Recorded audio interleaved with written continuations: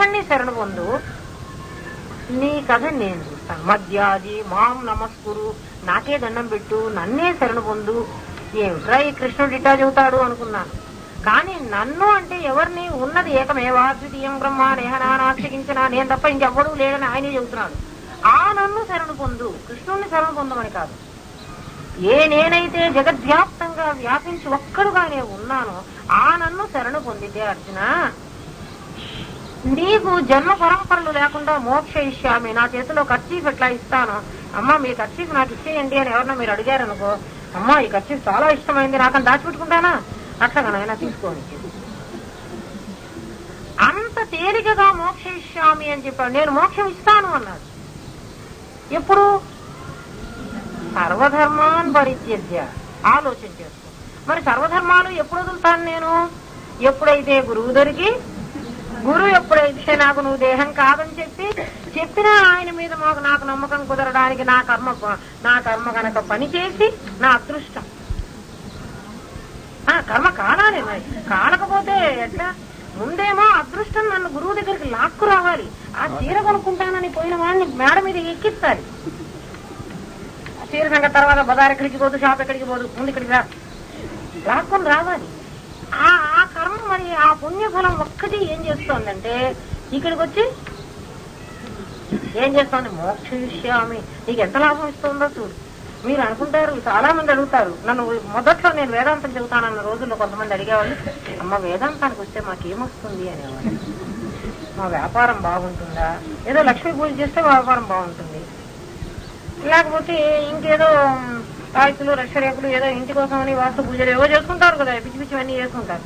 మా ఇంట్లో సుఖం శాంతి, మా అబ్బాయికి ఉద్యోగం వస్తుంది, మా అమ్మాయికి పెళ్ళైపోతుంది, ఏదో మేము హాయిగా ఉంటాం. అమ్మ అట్లాంటివి ఏం కావు. మీ వేదాంతానికి వస్తే మాకేమవుతుందంటే అవన్నీ ఏమవుతాయో నాకు తెలియదు, ఏం కావు. నీకు మాత్రం అందరితో సంబంధం వదిలిపోతుంది. నువ్వెవరో నీకు తెలుస్తుంది, అందరితో సంబంధం వదిలిపోతుంది. నువ్వు హాయిగా ఆనందంగా ఉంటావు. నువ్వు ఆనందంగా ఉండాలనే కదా ఇప్పుడు ఇవన్నీ పూజలు ఇవన్నీ ఎందుకు చేస్తున్నావు? ఆనందంగా ఉండాలి. నీకు ఆనందం మాత్రం దొరుకుతుంది, అంతవరకు గ్యారెంటీ. ఆ బంధాల వల్లే కదమ్మా నీకు దుఃఖం కలిగింది. అక్కడ ఎందుకు ఆనందంగా ఉంటావు? అయితే మాకేం కష్టాలు రావా? నీకు మాత్రం కష్టాలు రావు. దానికి ఏమొస్తే అదే అనుభవిస్తుంది. నీకెందుకు మధ్యలో ఎందుకు దాని వచ్చినవన్నీ నేనే తినేసుకుంటావు? వదిలేసి ఆ వదిలేసే శక్తి నీకు. అయితే రేపే వస్తుంది, రేపే గ్యారంటీ నేను ఇవ్వలేను.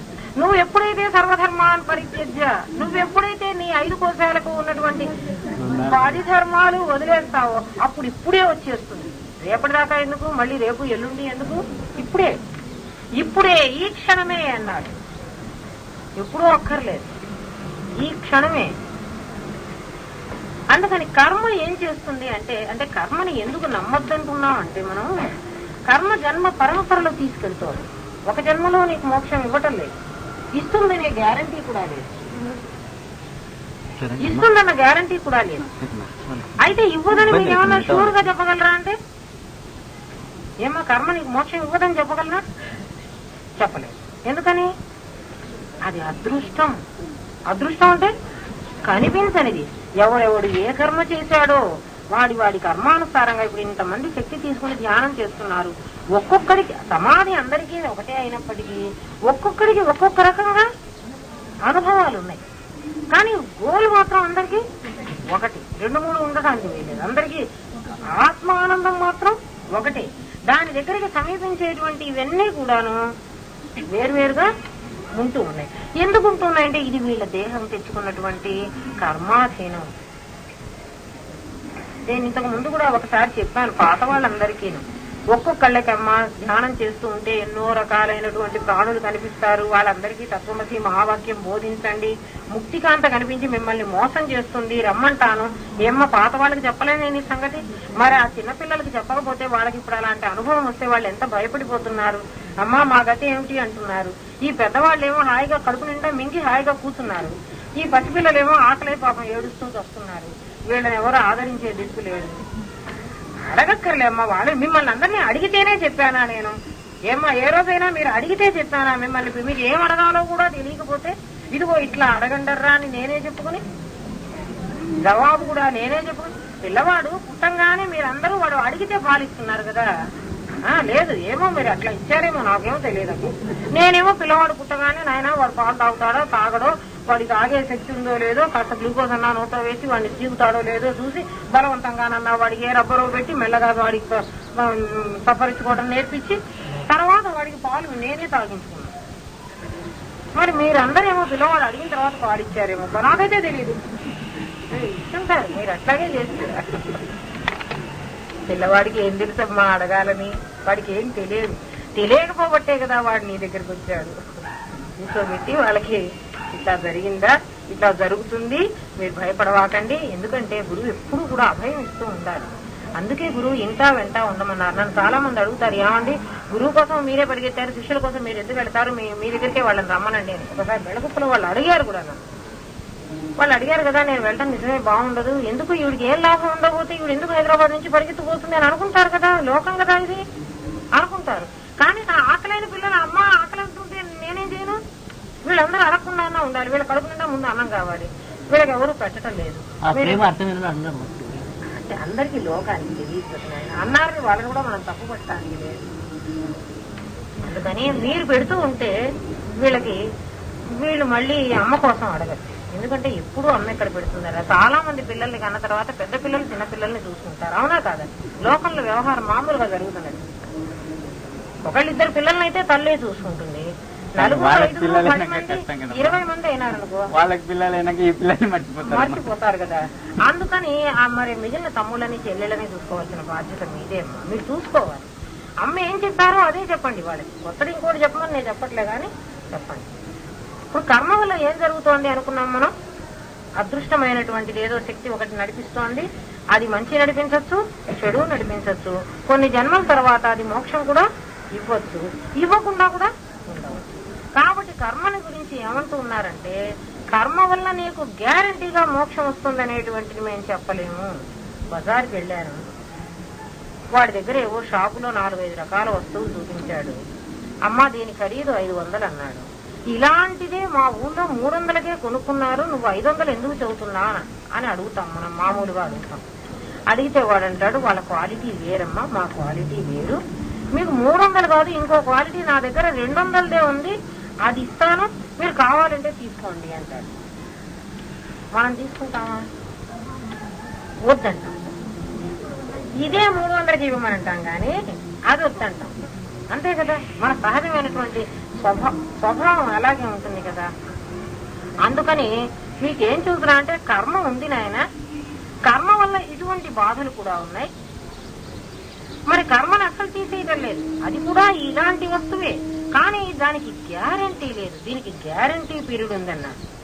ఇది తీసుకుపోతే ఇదేమైనా చెడిపోతే 10 సంవత్సరాల గ్యారంటీ, 10 ఏళ్ల లోపల ఈ వస్తువు చెడిపోతే మళ్ళీ తిరిగి నేను మీకు ఇంకో వస్తువుని ఇస్తాను ఇలాంటిది. మరి మనం తక్కువ ఖరీదు కలిగినటువంటి వస్తువుని తీసుకొస్తే దానికి గ్యారంటీ లేదు. ఉంటే ఇది సంవత్సరాల తరబడి పని చేయవచ్చు, చేయలేకపోతే ఇది రేపే కూడా పోవచ్చు. మళ్ళీ నా దగ్గరికి తీసుకొచ్చి ఇది రేపు పోయింది ఏమిటి అని మీరు అడిగితే మాత్రం నేను ఒప్పుకోను. అలాంటి వస్తువు కర్మ అన్నాడు. కర్మల గురించి బాగా ఆలోచన చేసుకోండి. ఎందుకంటే పదే మీరు ఇంకొకరికి చెప్పాలంటే మనకి బాగా నాటుకోవాలి బుర్రలో. ఒక అమ్మాయి ఎవరో అమ్మాయి ఎందుకు మీరు చెప్పరు అంటే, అమ్మ మీరు లెక్చరర్ కాబట్టి మీరు చెబుతారంటే, లెక్చరర్ అయి నాకు ఇవన్నీ రాలే పైగా, ఎందుకంటే నేను కాదు కదా చెబుతున్నది. మరి మీరు కూడా మీరెందుకు చెబుతాననుకుంటున్నారు? నేను కాదని ఎప్పుడు చెప్పానో మీరు కాదనుకుంటే అవన్నీ వాడే చెప్పుకుంటాడు. వాడికి రావు, వాడే లెక్చరరు, వాడే డాక్టర్, అన్నీ వాడే. వాడికి ఏం రాదు, వాడు చెప్పుకుంటాడు. వాడి మీద వదలకుండా మధ్యలో మన మీద వేసుకుంటేనే మనకేమీ రాదు. వాడి మీద వదిలేసేయాలి, పాడేసేస్తాడు. గ్యారంటీ లేదన్నాడు. ఇంకా దీనికి ఇంకొకటి ఏం చెప్పాడంటే, మనం మించిన బజార్లో లాగా ఎదురెదురు ఇళ్లు ఉన్నాయమ్మా ఒక వీధిలో. గురుదేవులు చెప్పారు ఈ కథ. ఎదురెదురుగా ఇళ్లు ఉన్నాయి. సాధారణంగా ఎదురింట్లో వాళ్ళు ఏం చేస్తున్నా ఈ ఇంట్లో వాళ్ళకి కాస్త కనపడుతూ ఉంటారు. ఎందుకంటే 2 ఇళ్ళు ఎదురుగా ఉన్నాయి కదా, మధ్యలో రోడ్డు ఉన్నా కూడా. ఆ ఎదురింట్లో ఆవిడ రవ్వల నెక్లెస్ సెట్ అంతా చేసుకొని పెట్టుకుంది. రవ్వలు అన్ని చెవులకు ముక్కులు కానీ బాగా ఖరీదు కలిగినటువంటి వజ్రాలు ఏవో మరి వాటి పేర్లు మనకు తెలియదు అనుకోండి, చాలా ఖరీదు గలవి ఆవిడ పెట్టుకోండి. ఈ ఎదురింటి ఆవిడ అట్లాంటివి నాకు కావాలి, నాకు చేయించలేదని రోజు భర్తను పీడిస్తారు. గురుదేవులు చెప్పిన కథ. అట్లాంటివి కొనాలంటే వీడు తను కూడా అమ్ముడు పోయినా కూడా కొనలేడు. ఎవరు? ఈ ఎదురువాడు తను కూడా తను అమ్ముకున్నా కూడా అట్లాంటివి కొనలేడు. పోనీ అది నీకు వద్దు అని ఈ భార్యతో చెబుదామా?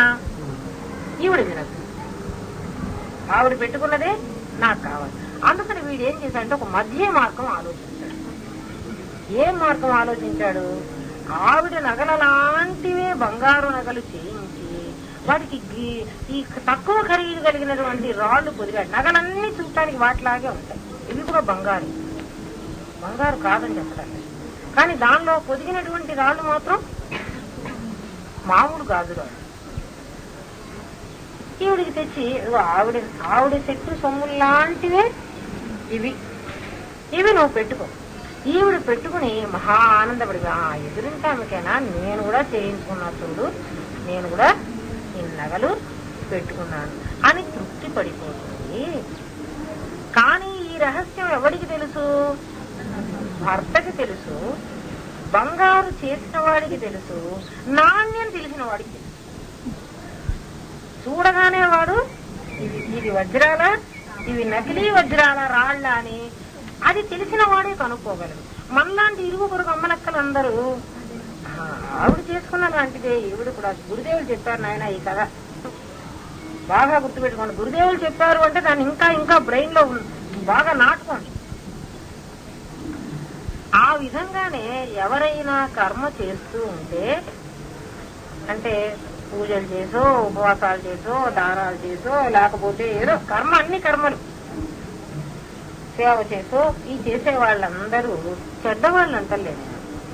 జ్ఞాని చూసినటువంటి వాడు జ్ఞాని ఏమనుకుంటాడంటే, అవి లేక ఇవి పెట్టుకుని తృప్తి పడుతున్నాడు కదా, వచ్చే జన్మ కన్నా మళ్ళీ పైకి వస్తాడు కదా అని వాడు అనుకుంటాడు. సేవ చేసే వాళ్ళందరూ అలాంటి వాళ్ళు. సేవ తప్పంటలేదు నేను. ఈవిడ అసలు సొమ్ములు లేని ఆవిడకంటే ఏమ్మా అసలు నగలు లేని ఆవిడకంటే ఈ నగలు బాగోలేదా? ఇవే నగలే కదా, ఏమో ఇవి నగలు కావా? కానీ అది తెలిసిన వాడు దీన్ని ఒప్పుకోడు, అది తెలియని వాడు దీన్ని అంగీకరిస్తాడు. సొమ్ములు పెట్టుకుందని పేరంటానికి వెళితే ఆవిడ కూడా వజ్రాల నెక్లెస్ చూడు ఆవిడ లాంటిదే పెట్టుకుంది, అట్లాంటిదే చేయించుకుంది అబ్బా ఈమె. జ్ఞానికి కర్మ, అజ్ఞాని కదా వీడు, కర్మ చేసేవాడికి అది తేడా. అందుకని కర్మను గురించి చెప్పాడు. నాయన కర్మ ద్వారా కూడా నువ్వు మోక్షం పొందవచ్చు. ఆమె అదేమిటి మంచి వజ్రాలతో చేసినటువంటి నగలు పెట్టుకుని ఎంత సంతృప్తిని పొందిందో, నకిలీ వజ్రాలతో చేసినటువంటి బంగారు నగలను పెట్టుకుని ఈమె కూడా అంతృప్తిని పొందింది. ఎప్పటి వరకు అసలు తత్వం ఎవరు మొగుడు యొక్క చెప్పడు. ఈ పక్కన ఈ సుమిత్రమ్మ లాంటి వాళ్ళు ఎవరో దొరుకుతారు. ఏమమ్మా ఇవి రవ్వలని మీ ఆయన చెప్తే నువ్వెట్లా నమ్మావు, నీకెట్లా బుద్ధి లేదు, కావాలంటే ఆమె రవ్వలు తెప్పించుకొని చూడు, అవి ఇవి పక్కన పెట్టుకు చూడు, తేడా నీకు తెలుస్తుంది, తేడా నేను చెప్పను నీకే తెలుస్తుంది. లేదక ఇవి మంచివి, మా ఆయన చెప్పాడు చాలా మంచివిట. అవును చాలా మంచివి, ఇవి నేను మంచివి కాదంటలేదు, కానీ వాట్లాంటివి కావు, అవి కావు, ఇవి కూడా మంచివే నేను కాదంటలేదు, కానీ అట్లాంటివి కావు. మరి నీ ఇష్టం. ఇప్పుడు ఈమెకు మొదలవుతుంది. ఇందా నుంచి తృప్తి పడినటువంటి నగలన్నీ కూడా చాచా నేను ఎంత పొరపాటు పడ్డాను, అటువంటివి చేసుకోకుండా నేను ఇవి వేసుకొని నేను సంతోషపడుతున్నాను, ఇంకా రేపటి నుంచి ఇది చేసుకోవచ్చు. జ్ఞాని కర్మ చేయటం అలా, అంటే కర్మ చేస్తాడు చెయ్యడండు, కర్మలో వాడు మోక్షాన్ని పొందుతాను అన్నటువంటిది అంత సత్యం. ఆవిడ నకిలీ రాళ్లతో చేసినటువంటి నగలు పెట్టుకుని నిజమైన రాళ్లు అని తృప్తి పొంది, ఎవరైనా ఒక మహాజ్ఞాని వచ్చి నాయన తత్వం ఇది కాదురా, ఇది తప్పు, ఇట్లా ఉంటే నీకు మోక్షం రాదు అని చెబితే అప్పుడు వాడు గ్రహించుకుని ఆ మోక్షం కోసం అంటే దీన్ని వదిలేసి దానికోసం ప్రయత్నం చేస్తాడు. దీన్ని బట్టి మనం రవ్వల నెక్లెస్ కోసం ప్రయత్నం చేద్దామా? చేయాల్సిందే కదరా. జ్ఞానం అంటే రవ్వల నెక్లెసే వేసుకున్న జ్ఞానరత్నం. ఆ రత్నాలన్నీ మణిండా వేసుకున్నా కాబట్టి మీరందరూ నేను వస్తున్నానంటే ఇంతమంది వచ్చి కూర్చున్నారు. లేకపోతే ఇవాళ హైదరాబాద్ నుంచి నాతో పాటు బస్సులో 60 మంది దిగారు. వాళ్ళ కోసం ఇట్లా ఎవరు కూర్చోలేదే. ఎవరు దొంగతనం చేయడానికి వీలు లేనటువంటి ధనం నా దగ్గర ఉంది. దొంగలు కూడా నా దగ్గరే ఉన్నారు. అయితే వాళ్ళని సంకెళ్ళేసి నేనే పట్టుకున్నాను. ఆ దొంగలు సొమ్మును ఎత్తుకుపోలేదు. జ్ఞానరత్నాన్ని అపహరించేటువంటి శక్తి వాళ్ళకి లేదు. కర్మ అది. కర్మల గురించి ఇప్పుడు బాగా తెలిసిందే. ఇంకోసారి కర్మల గురించి అడగంగానే అమ్మ కర్మ అంటే మాకేం తెలియలే అంటే మళ్ళీ ఒప్పుకోండి. ఇంకా మళ్ళీ మీరే పిల్లలకి తమ్ముళ్ళకి చెప్పుకోండి. మళ్ళీ నన్ను రప్పించవాకండి. ఇంక ముసల్దాన్ని అయిపోతున్నాను, రాలేను, ఇన్ని గంటలు బస్సుల్లో కూర్చొని వచ్చే శక్తి లేదు. ఇక రెండవది ఉపాసన. ఉపాసన అంటే ఏమిటంటే మనకి ఇష్టమైనటువంటి ఒక వ్యక్తి, మనకి ఇష్టమైనటువంటి ఒక దేవుడు, మీ ఇష్టం. మనుషుల్ని కూడా మనం ఉపాసనలో ఆదర్శంగా పెట్టుకోవచ్చు. చాలా మంది గాంధీ గారిని ఆదర్శంగా పెట్టుకుంటారు కదా. వారిలాగా ఉందామని ప్రయత్నం చేస్తారు అనుకోండి. అపర గాంధీ చాలా మంది ఉన్నారు కదా. వారిలాగా ఉందామని అనుకుంటున్నారు కానీ ఉండలేకపోతున్నారు. ఎందుకంటే అపర గాంధీలు అంటే గాంధీ, నకిలీ గాంధీ. ఇప్పుడంటే గాంధీ పేరు పెట్టుకుని ప్రధానమంత్రులు అయ్యే వాళ్ళందరూ అలాంటి వాళ్ళే కదమ్మా. అందరూ గాంధీలే కదా. ఇందిరా గాంధీ, సంజయ్ గాంధీ, రాజీవ్ గాంధీ, మేనకా గాంధీ, సోనియా గాంధీ, అందరు గాంధీలే కదా. ఇంకా రాహుల్ గాంధీ, ప్రియాంక గాంధీ. అది వీళ్ళందరూ అసలు గాంధీ అంటే వీళ్ళ వంశం వాడు కూడా కాదు. ఎవరో మొన్న ఈ మధ్యన ఒక పరీక్ష పెడితే ఇందిరాగాంధీ వాళ్ళ ఎవరు, రాజీవ్ గాంధీ నాన్న ఎవరోనో ఏదో అడిగారు, అమ్మ ఎవరోనో అడిగితే గాంధీ గారు అని రాశారు. మోహన్ దాస్ గారు. వాళ్ళ వంశం వాడు అసలు లెక్కే లేదు. ఉపాసన ఒక వ్యక్తిని కానీ ఒక ఉపాస్యక దైవాన్ని కానీ ఎవరినైనా సరే మనకి ఇష్టమైన వాళ్ళని దృష్టిలో పెట్టుకుని వాళ్ళలాగా మనం కూడా సంచరిస్తాం. సాధారణంగా బిడ్డ ఎప్పుడూ తల్లిని ఉపాసనగా పెట్టుకుంటుంది. ఉపాస్యక దైవం బిడ్డకు ఎవరు అంటే తన తల్లి. అందుకే తల్లి ప్రథమ గురువు అన్నారు. అమ్మాయి ఏం చేస్తూ ఉంటుందంటే అమ్మ ఏం చేస్తుందో అది చేస్తూ ఉంటుంది. చిన్నప్పటి నుంచి అమ్మ గిన్నెలు కడిగితే అమ్మాయి గిన్నెలు కడుగుతుంది. అమ్మ ఏం చేస్తే అమ్మాయి అది చేస్తుంది. అంటే తను ఆవిడ్ని చూసి నేర్చుకుంటుంది. ఎప్పటి వరకు? తనకు ఒక వ్యక్తిత్వం వచ్చే వరకు. తనకు ఒక వ్యక్తిత్వం వచ్చే వరకు ఆ అమ్మాయి ఏం చేస్తుంది? అమ్మని చూసి నేర్చుకుంటూ ఉంటుంది. కొన్నాళ్ళు అయిన తర్వాత ఆ అమ్మాయికి ఇంకా కొంతమంది పరిచయం అవుతారు. కాలేజీలో స్నేహితులు, లేకపోతే కాలేజీలో లెక్చరరు, ఇంకా లేకపోతే ఇంకా ఎవరైనా ఇరుగు పొరుగు వాళ్ళు, ఇంకా వేరే వాళ్ళు పరిచయం అవుతారు. ఇప్పటి నుంచి ఏం చేస్తుందంటే వాళ్ళని ఫాలో అవ్వడం మొదలుపెట్టింది. అంటే వాళ్ళ అలవాట్లు, వాళ్ళ పద్ధతులు అవి అమ్మ అలవాట్లను మెల్లమెల్లగా వదిలి తన స్నేహితుల అలవాట్లు, ఇంకా తనకు ఆదర్శంగా ఒక కాలేజీలో ఒక లెక్చరర్ చాలా ఆదర్శంగా ఉంటుంది అనుకో, ఆ లెక్చరర్ని ఆదర్శంగా పెట్టుకుని ఆ విధంగా ఉండటం. మొత్తానికి ఇవన్నీ ఏం చేస్తుందంటే వ్యక్తి తనను తాను మోల్డ్ చేసుకుంటున్నాడు. ఏం చేసుకుంటున్నాడు? దాన్నే సంస్కారము అన్నాడు. మనం పుట్టినప్పుడు ఒట్టి ముద్దలుగా పుట్టాం, ఏం తెలియదు మనకి. మెల్లగా మనం ఏం చేస్తున్నాం? సంస్కారాన్ని నేర్చుకుంటున్నాం, అలవాటు చేసుకుంటున్నాం. మన ఇంట్లో ఈడ ఆడ అనేటువంటి మాటలు మెల్లగా పోగొట్టుకుని పాలిష్, మన ఇంట్లో ఈడ ఆడ అంటాం అనుకో, క్రమంగా మనం ఏం చేస్తున్నాం? నాగరికమైనటువంటి భాషని నేర్చుకుంటున్నాం. మొదట్లో రాకపోయినా అలవాటు చేసుకుంటున్నాం. అలాగే నాగరికమైనటువంటి డ్రెస్ వేసుకుంటున్నాం. నాగరికంగా ఎట్లా కూర్చోవాలి అని నేర్చుకుంటున్నాం. ఇవన్నీ మన పాతకాలంలో మన పద్ధతుల నుంచి మెల్లమెల్లగా మనని మార్చుకుంటూ వచ్చాయి. ఈ మార్పు దేని వల్ల జరుగుతోంది ఒకసారి ఆలోచన చేస్తాం. మనం ఉపాస్యక దైవం వల్ల జరుగుతోంది. మనం ఎవరినో ఒకళ్ళని, దైవం అంటే దేవుడే అనుకోకండి అమ్మా, మనుషులు కూడా మనం ఉపాసించవచ్చు. ఎవరో ఒక మనిషిని ఆదర్శంగా మనం ఎవరిని పెట్టుకుంటున్నామో వాళ్ళలాగా మనం ఉండడానికి ప్రయత్నం చేస్తున్నాం. వాళ్ళ చిన్నపిల్లలు చూడండి, చిన్నపిల్లలు మనకు బాగా తెలుసు. వాళ్ళ నాన్న డాక్టర్ అనుకోండి, వీడు ఏదో ఓ పుల్ల తీసుకున్నా ఇంజక్షన్ ఇస్తూ ఉంటాడు. అలాగే ఒక టీచర్ పిల్లలు అనుకోండి, ఓ కర్ర ముక్క చేతిలో పట్టుకుని కుర్చీలన్నీ కొడుతూ ఉంటారు. టీచర్ కూతురు ఎక్కర్లేదు, చిన్నపిల్లలందరూ ఆ టీచర్ని ఇమిటేట్ చేస్తుంటారు. బడికి వెళ్ళొచ్చి కుర్చీలన్నీ పిల్లలు, వీళ్ళు టీచర్ కర్ర చేతిలో పట్టుకుని ఆ కుర్చీల్ని కొట్టి వాళ్ళకి పాఠం చెబుతూ ఉంటారు. ఇవన్నీ కూడా సంస్కారాలు అంటారు. సంస్కారం నేర్చుకుంటున్నాం అన్నమాట మనం. అట్లా ఉపాసనలో మనం ఏం చేస్తున్నాం అంటే సాలోక్య, ఒకళ్ళని చూస్తాం.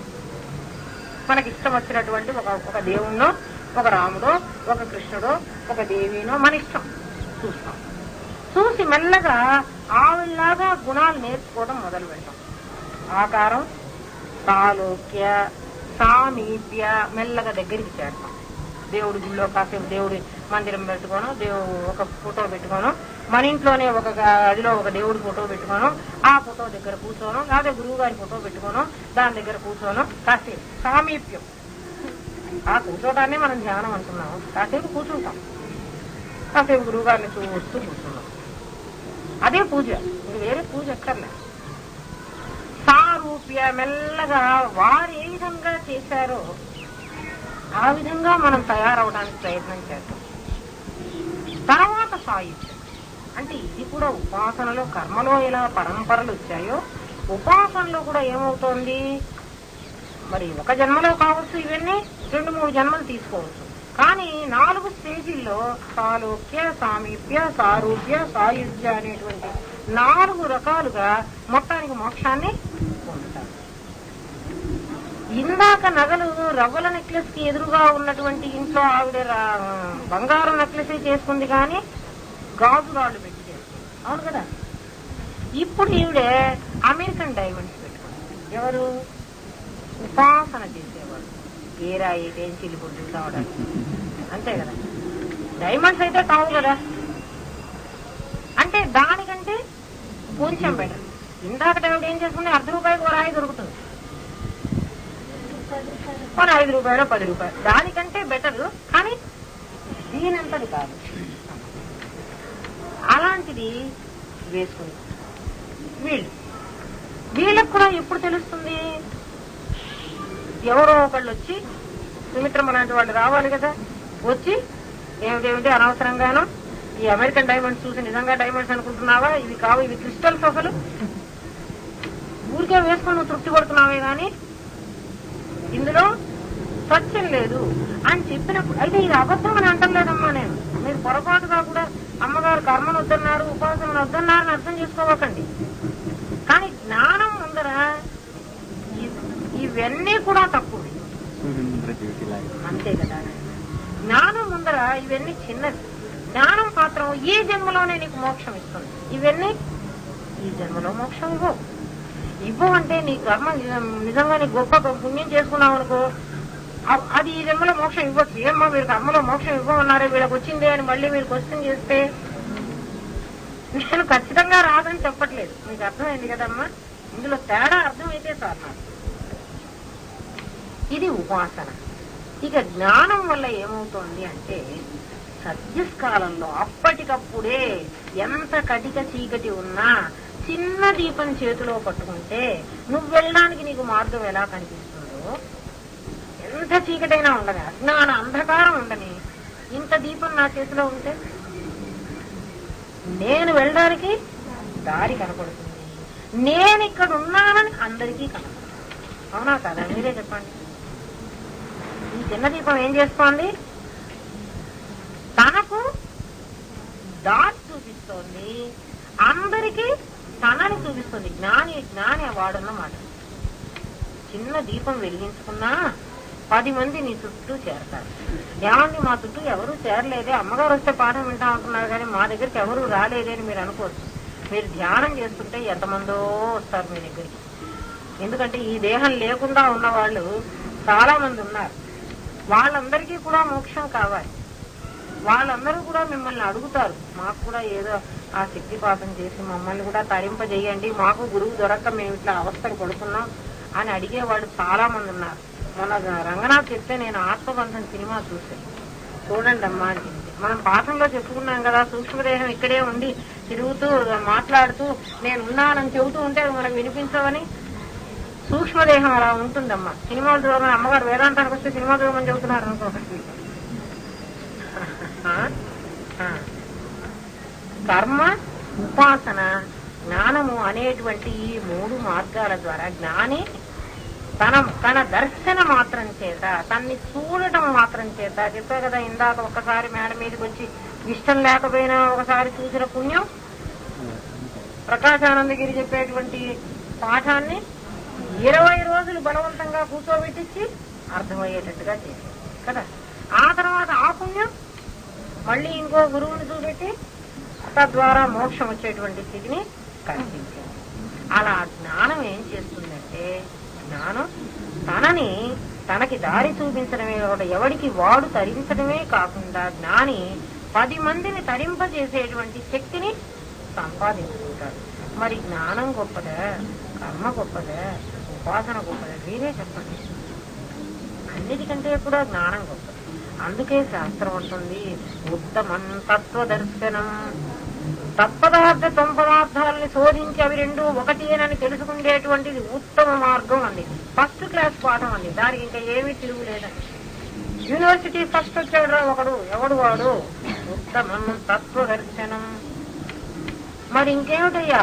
మధ్యమం శాస్త్ర చింతనం.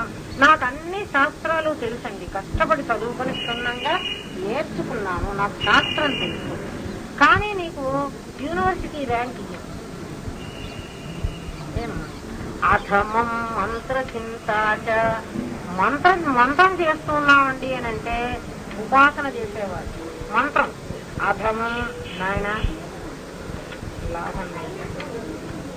తీర్థభ్రాంతి అధమాధమం అన్నాడు. తీర్థయాత్రలు చేసి నేనేదో కర్మ చేసేవాడు అనమాట. పుణ్యం సంపాదించుకోవాలి, మోక్షం పొందాలి అంటే అది అధమాధమం అన్నాడు. అది అసలు లాభం లేదు కూడా. మరి అయితే జ్ఞాని తీర్థయాత్రలు చేయక్కర్లేదా? మన గురువు గారు కాశీకి వెళ్ళారు. అక్కర్లేదా అంటే, జ్ఞాని ఎందుకు తీర్థయాత్రలు చేయాలి అంటే పుణ్యం వస్తుందని కాదు, తన పాదం ఎక్కడ పడుతుందో, ఎక్కడెక్కడ తరించాల్సిన వాళ్ళు ఉన్నారో, తన దృష్టి ఎవరి మీద పడుతుందో, ఎవరెవరు తరించాల్సిన వాళ్ళు ఉన్నారో